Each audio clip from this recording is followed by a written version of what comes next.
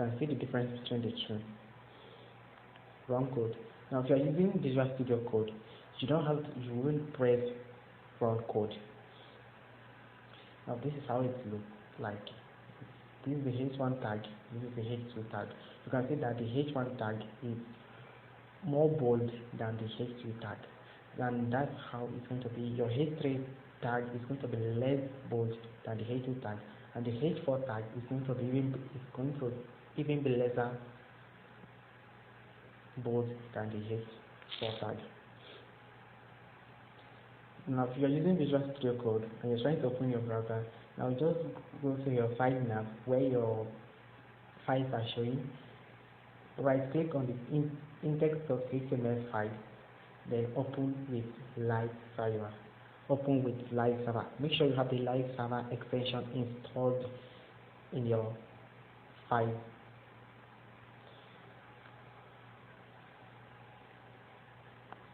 Now, that is for header 1. Then we can now do paragraph. The P tag is for paragraph. So type in P. Okay, let me type it. This tag. This tag. Now go back. Alright. Now you realize that whenever we open a tag, we are always closing it. Meaning we can't write on the P tag like this. Let's say use of front and say knowledge. Now we can't leave our elements like this. We have to close it. It's just like when you open a bracket. When you open a bracket, we have to close the bracket, or it will assume that everything written after the opening bracket continues, meaning the bracket is going to be closed, everything is still inside that bracket. So for us to tell our document that this has ended, we will have to close the tag, and to do that we have to use the angle bracket. That's what we use to open a tag. Then follow with a forward slash, then the tag name, which is P, then you close it with its angle tag. Now the P elements have closed.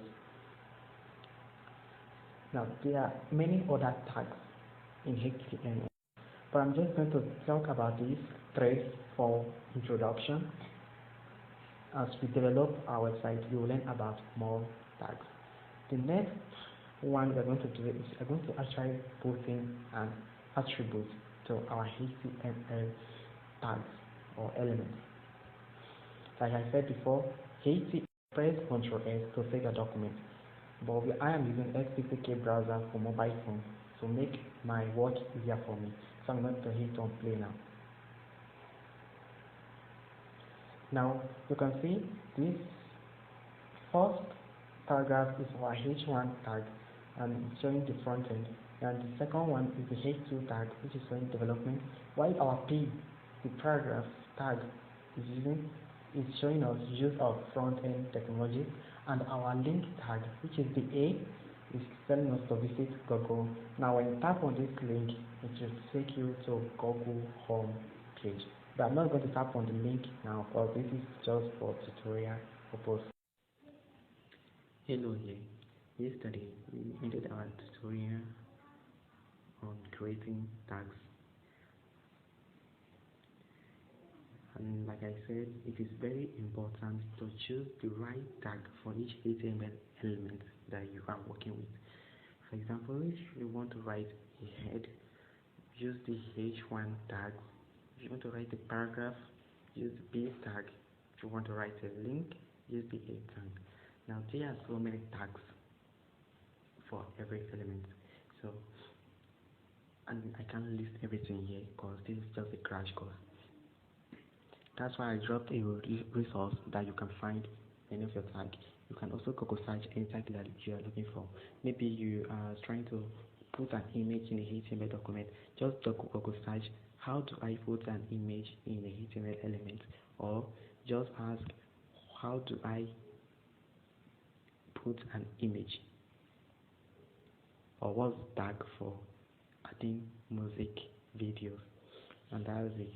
So that's what every developers do.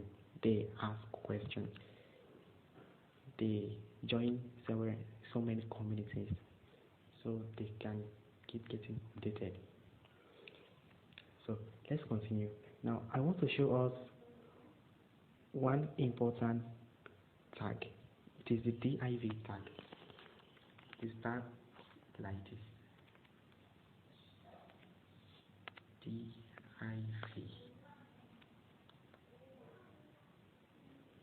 Enter. Now the div tag is important, or let me say it is the most used tag in a HTML document. Why? Because it helps you group your elements together. You know, a website is like a group of blocks that is stacked on top of each other. Now, you can put in elements that are in the same block together inside a div element. For instance, if I want to put these headings inside a div element, so they will be together as one element, I can do that right here.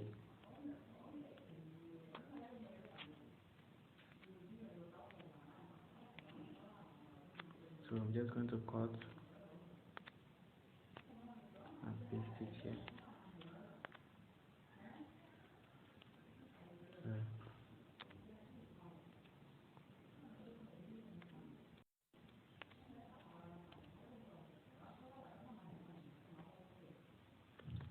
Now we just see what we just did here.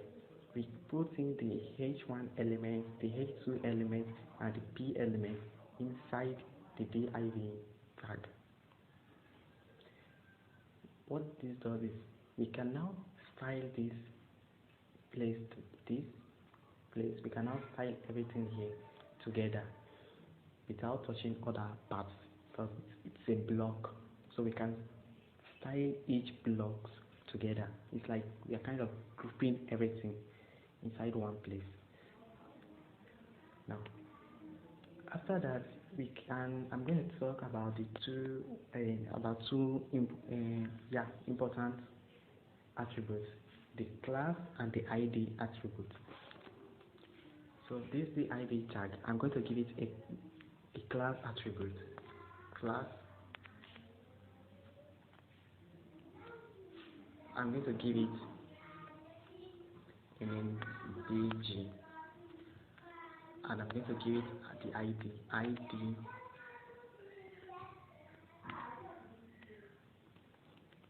equal to, what should we give it?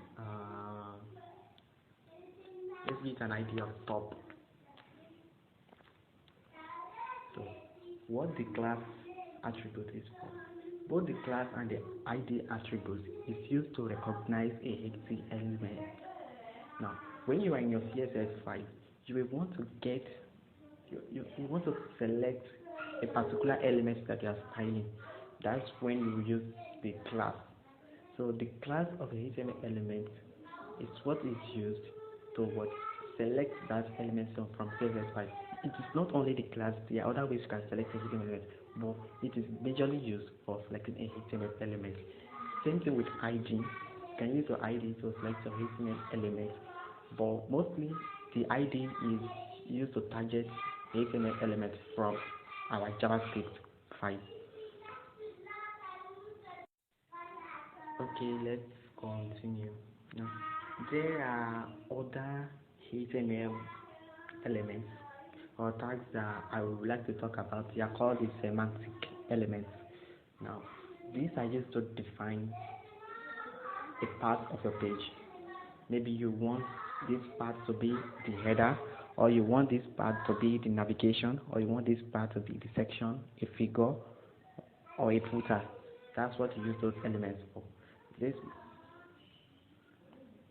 Now you can check your W3 schools to learn more about all those tags and semantic elements. Now there is also other thing called HTML good practice. The HTML good practice is talking